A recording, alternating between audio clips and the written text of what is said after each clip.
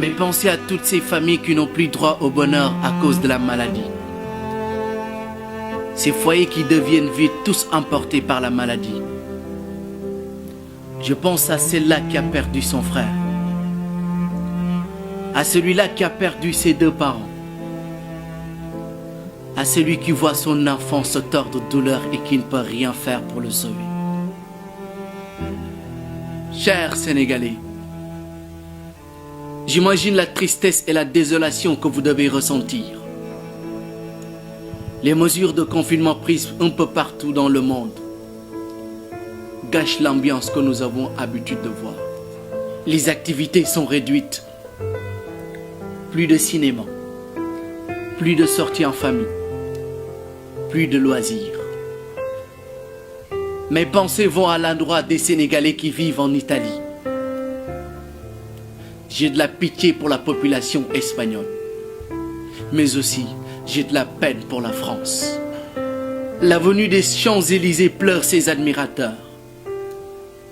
Plus personne pour le moment ne lèvera la tête pour contempler sa belle statuture. Je pense à ceux qui commencent à ressentir les conséquences du manque de travail. Les difficultés économiques commencent à étrangler les soutiens de famille. Avec tout ce qui se passe actuellement, une pause s'impose. Nous devons rester chez nous. Pour tous s'acharnent pour trouver un remède et combattre ce virus. Le président Emmanuel Macron a raison de dire qu'on est en guerre. Les recherches dans les laboratoires se font à longueur de journée.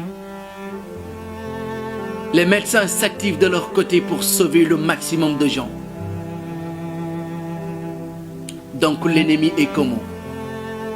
Une seule force unie pour nous aider. Au sortir de ces difficultés, l'humanité doit apprendre à être beaucoup plus solidaire, à considérer son prochain comme soi-même, à éviter de persécuter des individus juste pour leur appartenance religieuse. Les péchés que nous humains commettons sur terre pour provoquer la colère d'Allah, qui pour nous punir a fait descendre ce virus. Jusqu'à présent, aucun vaccin n'a été trouvé pour un virus tellement minuscule qui n'est pas visible. Les laboratoires les plus équipés en termes de technologie de pointe, de matériel sanitaire, de ressources humaines qualifiées, savent pas venir à bout de cette maladie qui continue de faire des ravages extraordinaires.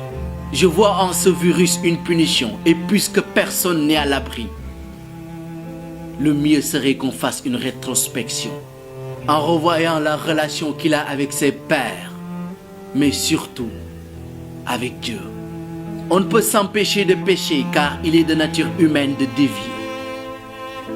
Mais les portes du repentir ne sont jamais fermées. Elles sont toujours ouvertes.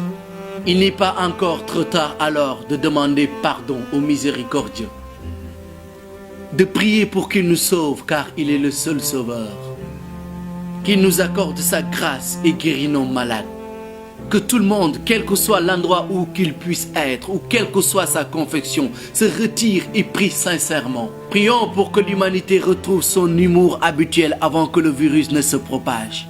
Prions pour que ce virus disparaisse à jamais.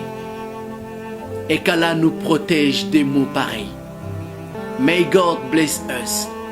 May God save us. Yal na nu Yàlla suturaal ba tegg noog feebar bile.